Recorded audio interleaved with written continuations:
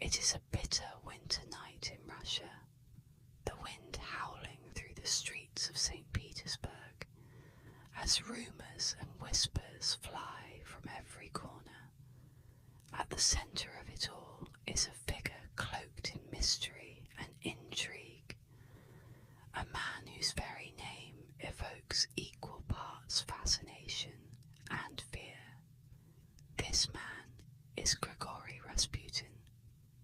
His influence over the Russian Imperial family, his strange powers of healing, and the dark rumours of his manipulation still grip the imaginations of historians and storytellers alike. But who was Rasputin before the legends? What forces shaped the man who would become the shadow behind a throne? Rasputin's life is a tale that defies simple explanation. Some saw him as a miracle worker, capable of soothing the suffering with a mere touch, while others believed him to be a wicked manipulator, pulling the strings of power from behind a facade of holiness. His presence in the Russian court, especially his closeness to the Romanovs, was the subject of endless speculation. Was he a healer sent by divine will? Or was he a charlatan, driven by ambition and greed? History rarely provides simple answers, and Rasputin's story is no exception.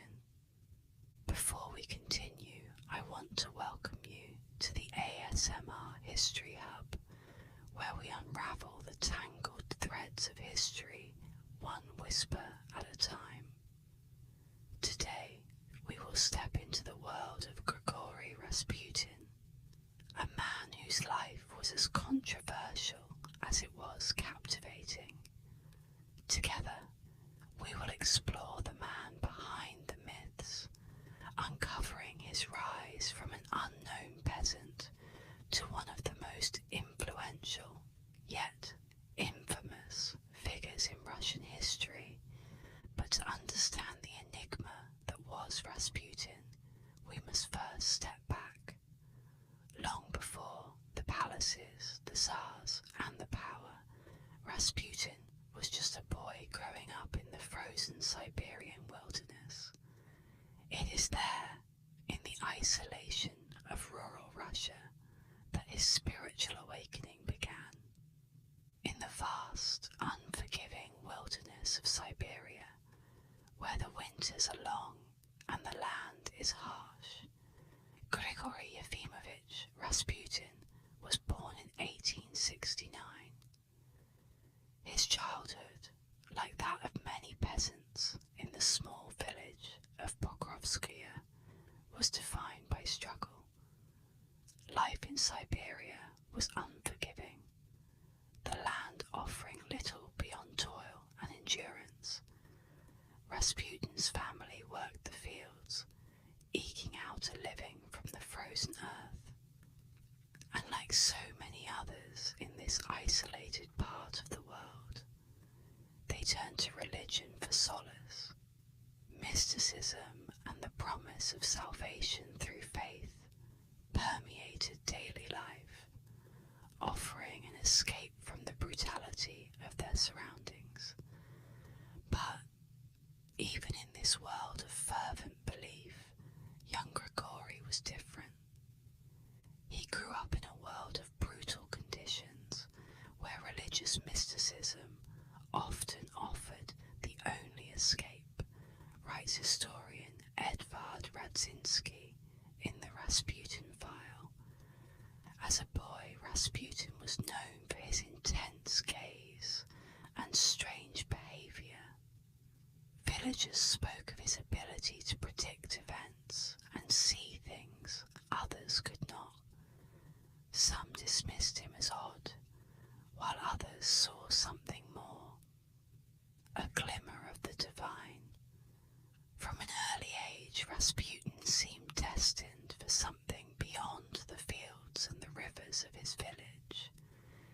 His path, however, would not be a straight one. Rasputin's spiritual journey began in earnest during his early 20s. Troubled by visions and driven by a desire to find meaning in his life, he left Pokrovskoye and embarked on a series of pilgrimages across Russia. His search led him to the Kalists, a radical religious sect that emphasized ecstatic, almost frenzied religious experiences. The Kalists believed that suffering brought them closer to God, and that true faith was found not in the rigid structures of the Orthodox Church, but in ecstatic connection to the divine. This concept fascinated Rasputin, and it shaped his spiritual outlook for the rest of his life. His encounter with the Kalists opened a door to a world of religious mysticism that would come to define him. Rasputin wandered from monastery to monastery, seeking enlightenment and divine purpose. At Verkhoturia Monastery, he claimed to have experienced visions, moments of profound spiritual awakening that convinced him he had been chosen by God. These visions strengthened his belief that he was destined for something greater, something that would one day bring him to the heart of power in Russia. Rasputin was no ordinary peasant, and he knew it. His charisma and self-assuredness grew with each step of his journey. Rasputin believed his spiritual awakening was a divine calling, one that would eventually lead him to the heart of Russian power, writes historian Douglas Smith in Rasputin. Faith, power, and the twilight of the Romanovs. And indeed, it was this unshakable belief in his divine mission that would drive him forward. He saw himself not just as a man of faith, but as a conduit for God's will. A man chosen to heal, to guide, and to influence. But Rasputin's journey was not just a spiritual one. As he travelled, his reputation grew. He became known as a healer, a man who could soothe the sick and offer comfort to the suffering. Stories of his miracles spread, and soon his fame began to reach beyond the small villages of Siberia. His presence was magnetic, his words compelling. Those who met him often spoke of a strange power in his eyes, an intensity that was both captivating and unsettling. By the time Rasputin returned to Pokrovskoye, he was no longer just Grigori, the peasant from Siberia. He had transformed into Rasputin, the mystic. The people of his village saw the change in him, and many came to him for guidance. He spoke of his visions, of his connection to the divine, and of his belief that God had a greater plan for him. It wasn't long before his reputation reached the aristocracy. Word of this strange, holy man from the depths of Siberia began to circulate in St. Petersburg, the glittering capital of Imperial Russia. It was this growing fame that would soon bring Rasputin into contact with the highest echelons of Russian society. His journey from the frozen wilderness of Siberia to the heart of the Romanov court was about to begin, a journey that would forever change the fate of Russia itself. Rasputin's rise to influence in St. Petersburg was inevitable, but as we'll soon discover, it came at a cost. In 1905, the streets of St. Petersburg were alive with political tension. chaos of revolution and the growing unrest of a nation on the brink of change. Into this maelstrom stepped Grigori Rasputin, a man whose reputation as a mystic healer had already begun to precede him. Arriving from the distant rural heartland of Siberia, Rasputin seemed like an unlikely figure to shape the future of Russia. Yet, within a few short years, this enigmatic wanderer would find himself at the very centre of the Russian Empire, his name intertwined with the fate of the Romanovs. It didn't take long for Rasputin to capture the attention of high society.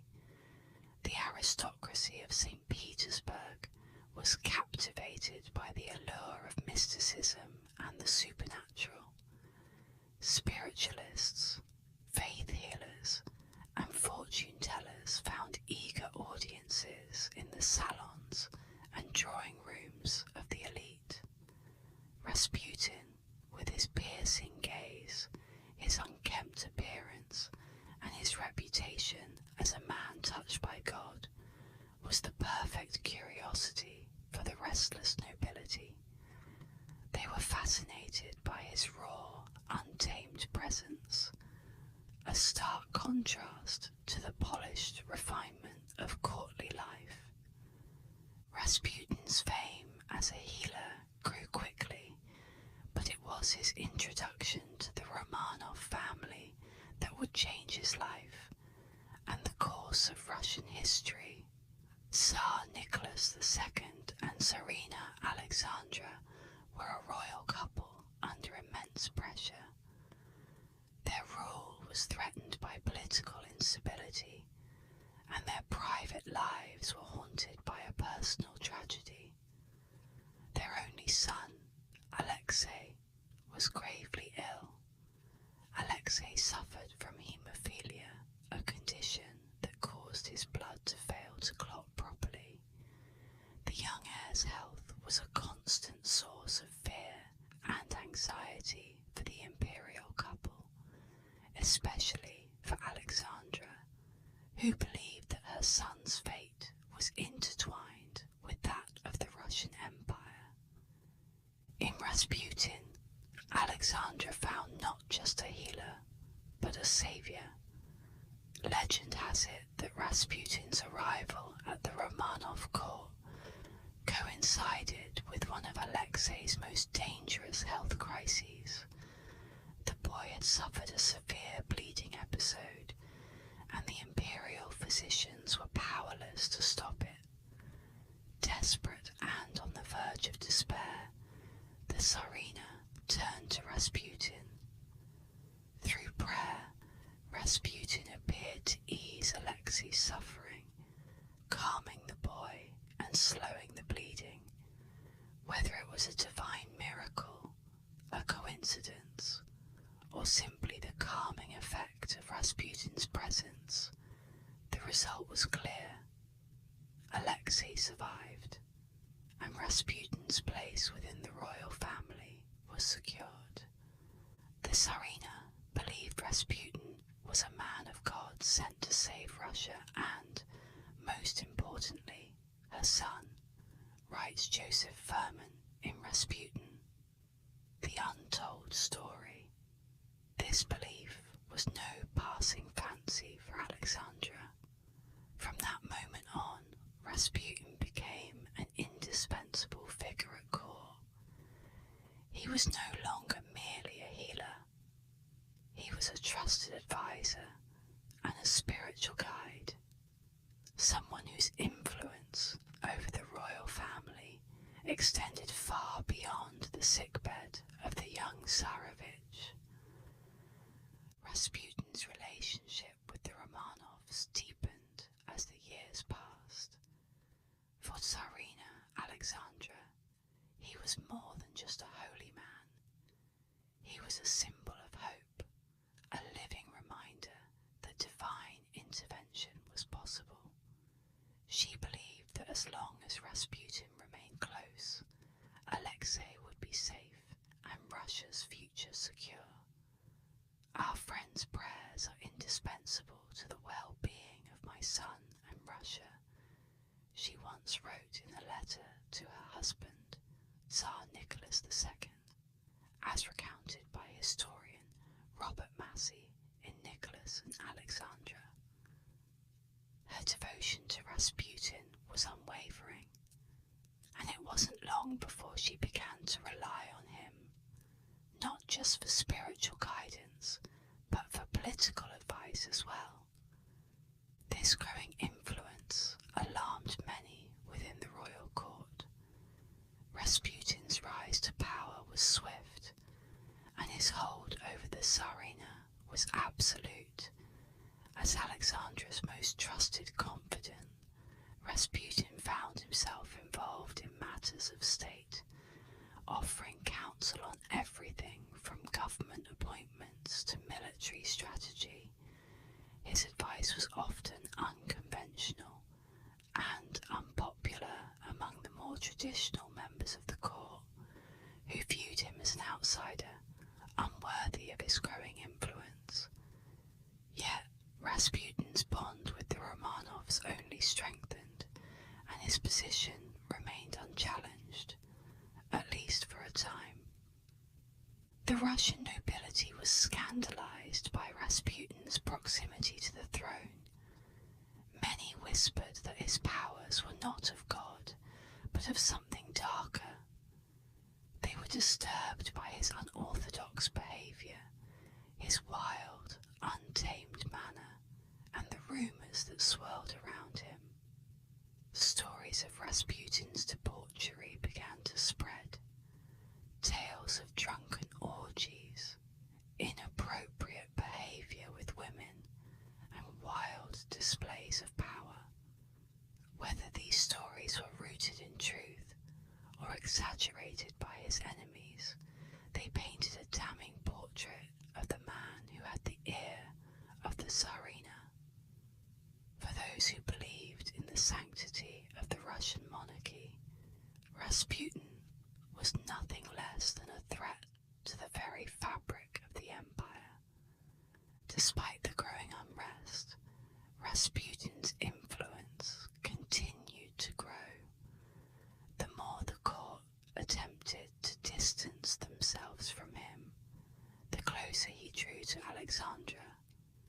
In her eyes, he was her only ally in a world that was increasingly hostile to her family. Tsar Nicholas, though less enthralled by Rasputin's mysticism, trusted his wife's judgment and allowed the monk to remain within the inner circle. Rasputin's power had reached its zenith, and with it came a sense of invincibility. He was a man who had risen from the frozen plains of Siberia to become the most trusted figure in the empire. But this rise to influence would not come without consequence. As Rasputin's power grew, so too did the number of his enemies. The nobility, the clergy, and even members of the Imperial family began to conspire against him. They saw in Rasputin not a holy man, but a charlatan, a man whose unchecked influence threatened the stability of Russia itself.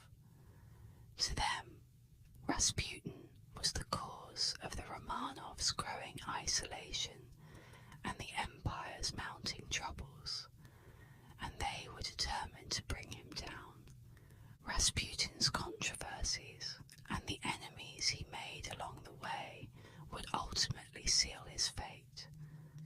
The once celebrated mystic was now the most reviled man in St. Petersburg, and the forces conspiring against him were growing stronger by the day. As Rasputin's influence over the Romanovs grew, so too did the rumours that swirled around him. Whispers in the streets of St. Petersburg turned into a cacophony of scandal, with the mystic at the centre of every controversy.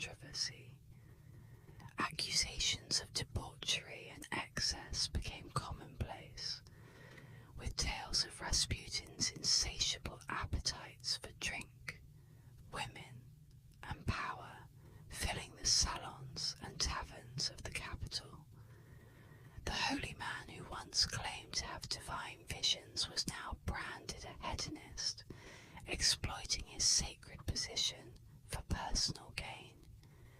It wasn't just the common people who spoke of Rasputin's alleged sins.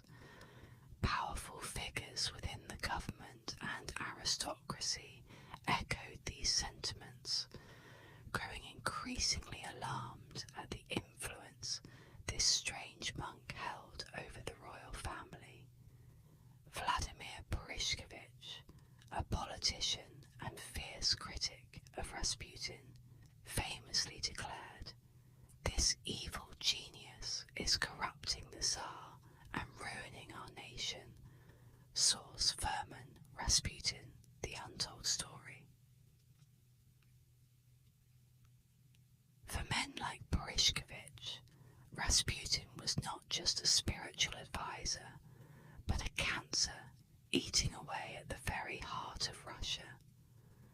The stories that circulated about Rasputin were wild and often contradictory, but they painted a damning picture nonetheless. Some claimed he hosted lavish, debauched gatherings in which he indulged in excessive drinking and inappropriate behaviour with women. His critics said he used his position to seduce those who sought his spiritual guidance, preying on the vulnerable under the guise of holiness. The fact that Rasputin was often seen in the company of women, including those from the upper echelons of society, only fueled the rumours. To the Russian nobility, his presence was a stain on the reputation of the court, and his growing sway over Tsarina Alexandra was nothing short of scandalous. It wasn't just his personal life that raised eyebrows. Rasputin's political influence was equally troubling to those in power. By the time World War I erupted, Rasputin's position at the heart of the Romanov family had solidified to the point where his opinion on matters of state was taken seriously, too seriously in the eyes of many. The war had thrown Russia into chaos, with the empire suffering devastating losses on the front lines. Amid the turmoil, Rasputin was rumoured to be manipulating key government appointments and decisions, using his influence over the Tsarina to place his allies in positions of power. Many Russian nobles saw him as a puppet master pulling the strings behind the throne. His detractors whispered that Rasputin's advice to the Tsarina was responsible for disastrous political and military decisions that weakened Russia's war effort. His influence over the Tsarina was like a hypnotic trance.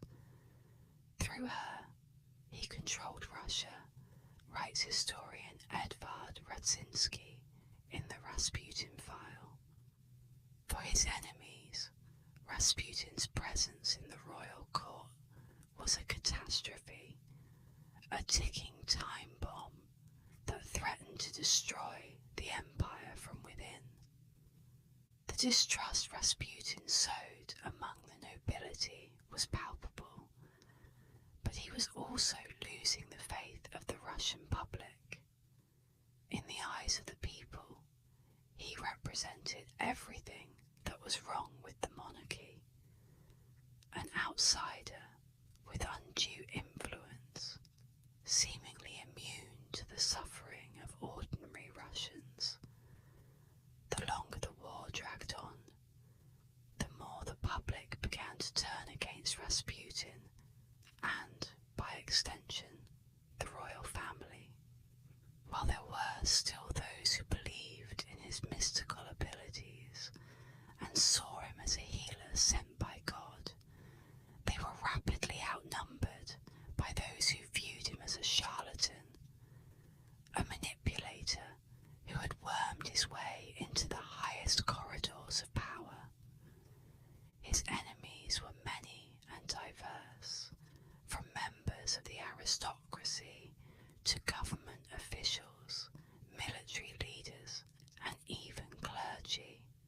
The Orthodox Church, once a source of religious authority for the Romanovs, was growing increasingly suspicious of Rasputin's claims of divine visions and miracles.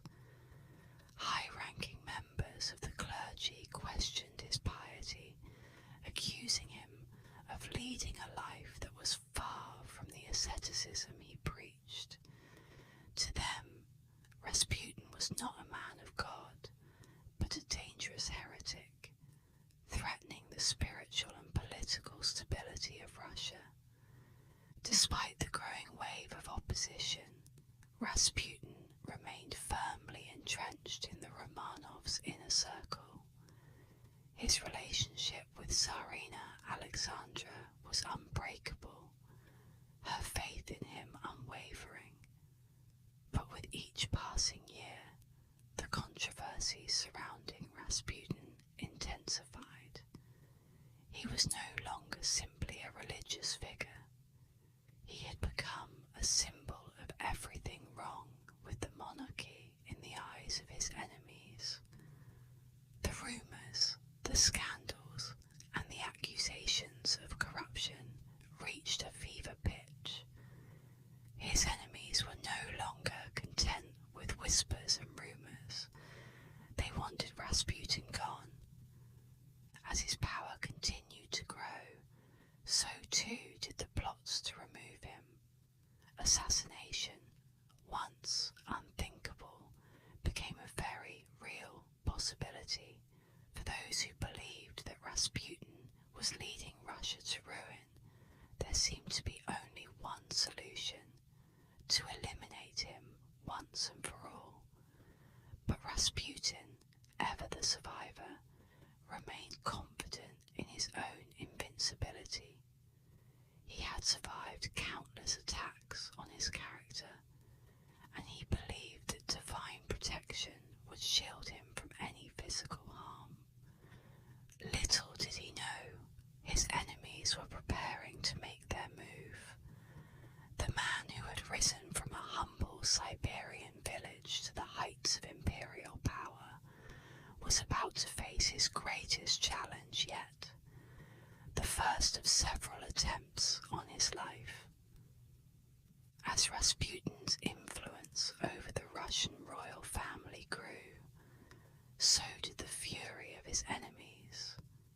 His ability to survive scandal after scandal only seemed to heighten the desperation of those who saw him as a dangerous force, poisoning the Romanov dynasty and, by extension, the empire itself.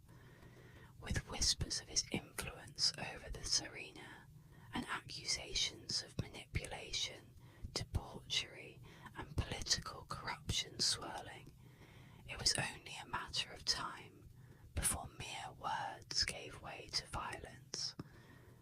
Rasputin, it seemed, had become a man too powerful to be left unchallenged. In 1914, the first serious attempt on Rasputin's life occurred. A woman named Kionia Guseva, a fervent follower of the Orthodox monk Iliador, who had once been a supporter of Rasputin before turning against him, decided to take matters into her own hands. Believing that Rasputin was an agent of evil, Guseva confronted him in broad daylight in the Siberian town of Pokrovsky. Without warning, she plunged a dagger deep into Rasputin's abdomen, leaving him bleeding out on the street. To any other man, such a wound would have been fatal, but Rasputin, against all odds, survived. As Rasputin lay in agony, his life slipping away, he managed to hold on long enough for help to arrive. He was rushed to a nearby hospital where surgeons worked frantically to save his life. His recovery was nothing short of miraculous. The wound had been severe, slicing through his stomach and nearly killing him. Yet, with Rasputin was walking again.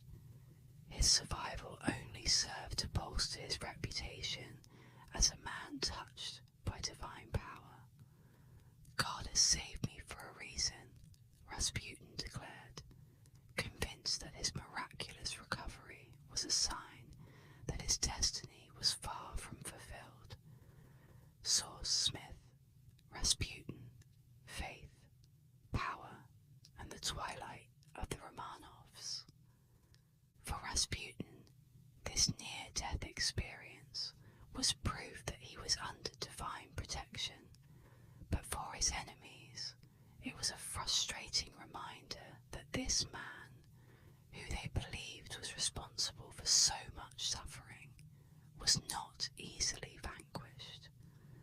The failed assassination attempt did nothing to quell the rising tide of animosity against him. In fact, it only intensified the efforts to bring him down. In the years that followed, Rasputin's enemies plotted in the shadows, their schemes becoming more intricate and more desperate as his influence over the Romanovs continued to grow. The Russian nobility, military leaders, and politicians were united in their belief that, as long as Rasputin remained close to the Tsarina, the empire was in danger. His survival of the assassination attempt in 1914 only seemed to confirm what many feared. Rasputin, it seemed, could not be killed through ordinary means. Despite this aura of invincibility, Rasputin himself was not unaware of the danger he was in. He knew that his enemies were many, and that their hatred of him was growing stronger by the day. He even confided in close friends and allies that he feared for his life. But while Rasputin may have sensed the peril he faced, he also believed that as long as he was fulfilling God's will, no earthly power could harm him. Nevertheless, the plots against him persisted. As the war dragged on and Russia's fortunes on the battlefield worsened, the pressure to remove Rasputin intensified. The nobility blamed him for the empire's mounting failures, seeing him as the root of all the chaos and instability that plagued the nation. Yet every plot, every scheme to eliminate him seemed to fail, as if Rasputin truly was untouchable. But even Rasputin's most devout followers began to sense that his days were numbered. His enemies were growing bolder, and their desire to rid Russia of his influence was turning into a burning obsession. The attempts on his life had only strengthened their resolve. If Rasputin could not be brought down by a single dagger thrust, perhaps something more elaborate, more final, would be required. The next plot would be far more calculated, far more deadly. Rasputin's enemies had learned from their mistakes, and they were prepared to take more drastic measures to ensure that this time their target would not survive. As Rasputin continued to walk the halls of power, unaware of the darkness gathering around him, his enemies prepared for what would become the most infamous assassination in Russian history. On the frigid night of December 29, 1916, a dark conspiracy was set in motion that would forever alter the course of Russian history. Rasputin, still secure in his position as the most trusted confidant of the Romanov family, was lured to the opulent palace of Prince Felix Yusupov. Behind the grand facade of the Yusupov mansion, a just Yusupov, but several high-ranking nobles and military officers, all determined to rid Russia of the man they believed was responsible for its downfall. Rasputin, with his infamous mysticism and unshakable influence over the royal family, had become too dangerous to leave alive. The plot was meticulous, designed to exploit Rasputin's few known weaknesses. Yusupov, charming and persuasive, invited Rasputin under the guise of a private gathering, promising him food, wine, and conversation. Rasputin, unsuspecting and perhaps flattered by the invitation from such a prominent figure, accepted without hesitation. He arrived at the palace, greeted warmly by Yusupov, who led him to a cosy, candlelit basement room. It was here, amid the flickering light and false pleasantries, that the assassination began. Yusupov offered Rasputin cakes and wine, both laced with cyanide. The poison was supposed to kill him quickly, silently, and without struggle. But as the minutes passed, and Rasputin continued to eat and drink with no visible effect, a sense of dread began to creep into the conspirators' minds. Why wasn't he dying? Yusupov later recalled the chilling moment in his memoirs. Rasputin seemed to laugh at death itself as he refused to die. Source: Yusupov, Lost Splendor. In disbelief, the conspirators panicked. The poison had failed. Desperate to finish the job, Yusupov retrieved a revolver and shot Rasputin in the chest. The mystic collapsed, and for a brief moment it seemed the nightmare was over. But as Yusupov approached the body, Rasputin's eyes suddenly flew open. He lunged at the prince with terrifying strength, staggering toward the door as if death itself could not claim him. In a frenzy, the conspirators shot him several more times, one bullet piercing his forehead. Even then, Rasputin did not immediately die. His body, still defying their attempts to kill him, was finally dragged outside into the freezing night. There, the men bound him and threw his lifeless form into the icy Neva River, hoping that the waters would do what poison and bullets could not. The story of Rasputin's death quickly took on a life of its own, shrouded in myth and mystery.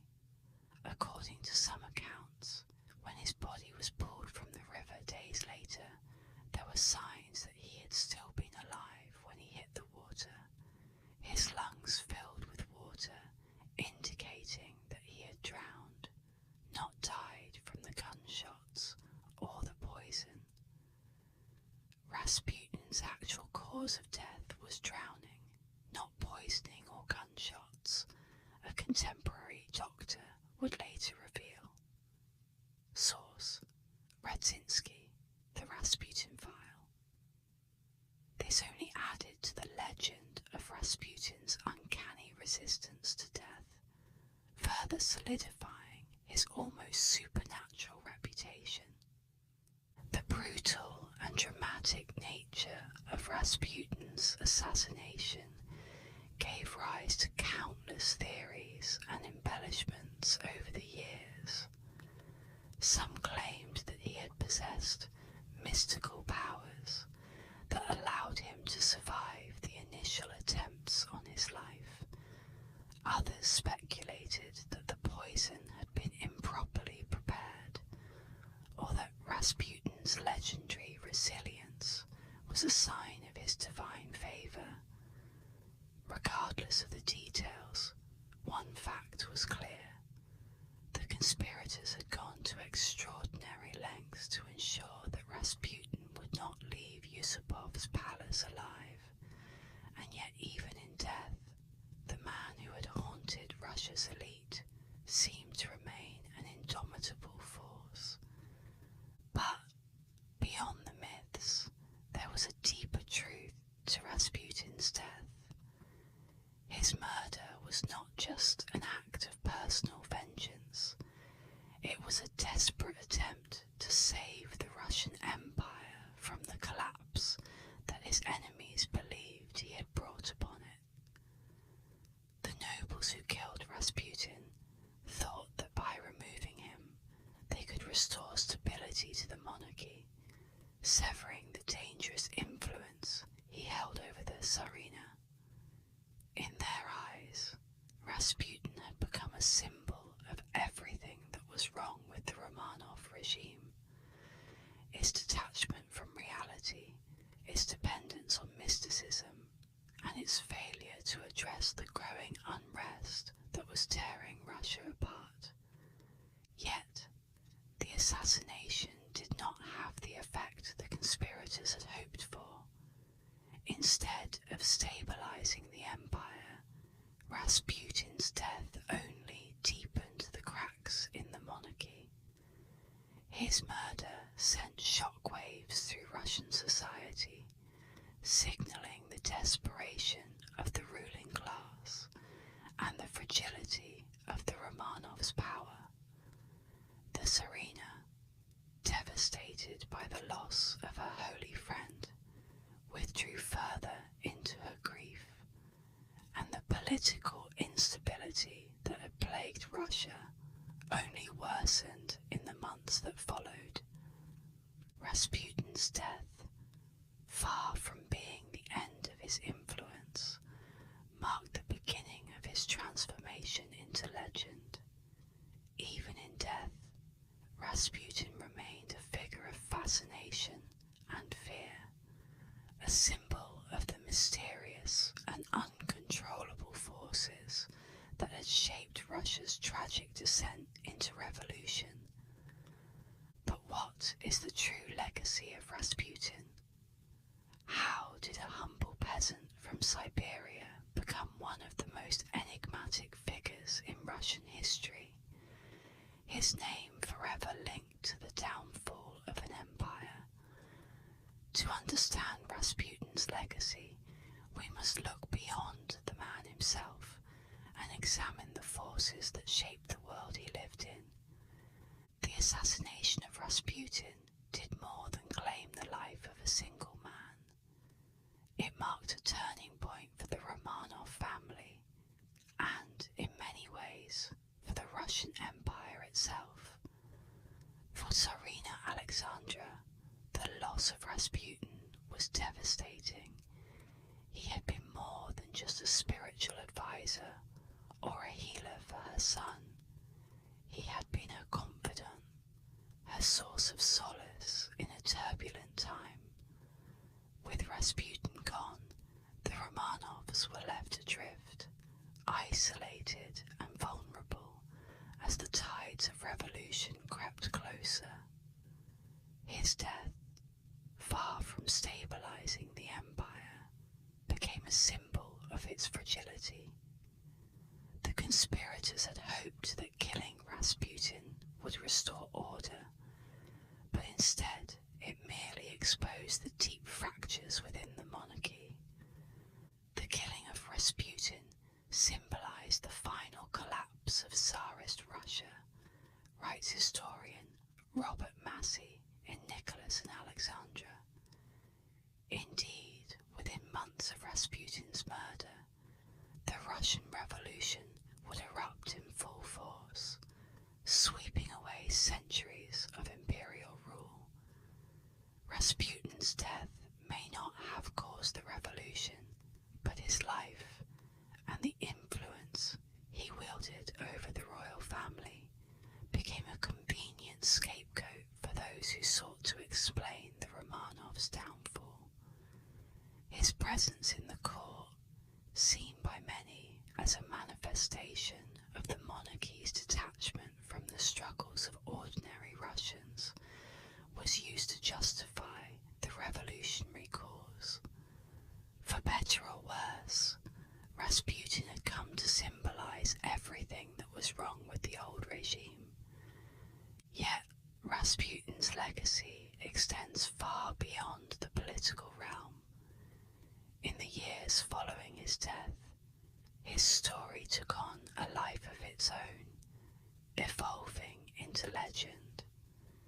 He became a figure of fascination and horror, a man whose life and death were so shrouded in mystery that the line between fact and fiction blurred beyond recognition. Writers, filmmakers, and artists were captivated by Rasputin's enigmatic presence, and his story found its way into popular culture in ways few historical figures have managed. From the moment the details of his bizarre assassination began to surface, Rasputin's life became the subject of countless books, plays, and films. He was portrayed as both saint and sinner, a man of deep spirituality and a figure of unchecked depravity. Some depictions leaned into the mystical elements of his life, presenting him as a man with supernatural powers, while others focused on the darker rumours of his debauchery and manipulation. In the 1960s, Boney M's hit song, Rasputin, immortalised him as the mad monk in popular music, cementing his place in modern pop culture as both a larger-than-life villain and a figure of morbid intrigue. In cinema, Rasputin has been portrayed by actors ranging from Christopher Lee to Alan Rickman, each interpretation adding to the mythology surrounding his life. He is often shown as a shadowy figure, weaving his way through the halls of power, manipulating events behind the scenes. This image of Rasputin as the puppet master of the Romanovs has endured, even though the historical truth is far more complex. His influence over the royal family, while significant, was not as all-encompassing as many of these dramatizations suggest. Yet, the myth of Rasputin as the man who brought down an empire is a narrative too compelling for many to resist. Rasputin, as both saint and sinner, continues to haunt the imagination of the world, writes Douglas Smith in Rasputin, Faith, Power, and the Twilight of the Romanovs. Indeed, the fascination with Rasputin has only grown with time. He has become a symbol, not just of the fall of the Romanovs, but of the chaotic, unpredictable forces that can shape history. His life serves as a reminder of how one individual, through a mix of charisma, timing, and circumstance, can influence the course of nations. But it is also a cautionary tale, a story of how power can be both seductive and dangerous, and how the consequences of wielding it carelessly can echo through history. In the century since his death, Rasputin's legacy has been debated, dissected, and reimagined countless times. Was he a mystic or a fraud, a healer or a manipulator? The answer, as with so many historical figures, lies somewhere in between. What is undeniable is that Rasputin left an indelible mark on Russia, one that continues to be felt today,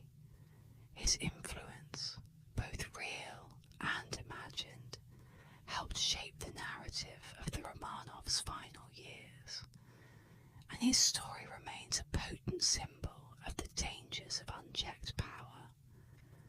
But as much as Rasputin's life has become legend, it is important to remember the man behind the myth. He was, after all, a peasant from Siberia who rose to unimaginable heights of influence. His journey from the frozen wilderness to the glittering halls of the Winter Palace is as unlikely as it is fascinating, and while his methods and motivations may forever remain a subject of debate, his impact on history is unquestionable. As we reflect on the life of Grigori Rasputin, we are left with a complex figure, one who defies simple categorization. His life was a testament to the power of belief, the allure of mysticism, and the dangers of political intrigue. But his legacy is also a reminder of the fragility of power and the way that even the most influential figures can be swept away by the currents of history. In the end, Rasputin's story is more than just the tale of a man who defied death time and time again. It is the story of a nation on the brink of revolution, of a royal family struggling to hold on to power, and of a world that was about to change forever. And as we look back on his life, we are reminded that history is not just shaped by kings and queens, but by the unpredictable, the enigmatic, and sometimes the most unlikely of individuals. As we reflect on the life of Grigori Rasputin, it's clear that he remains one of the most enigmatic and controversial figures in Russian history.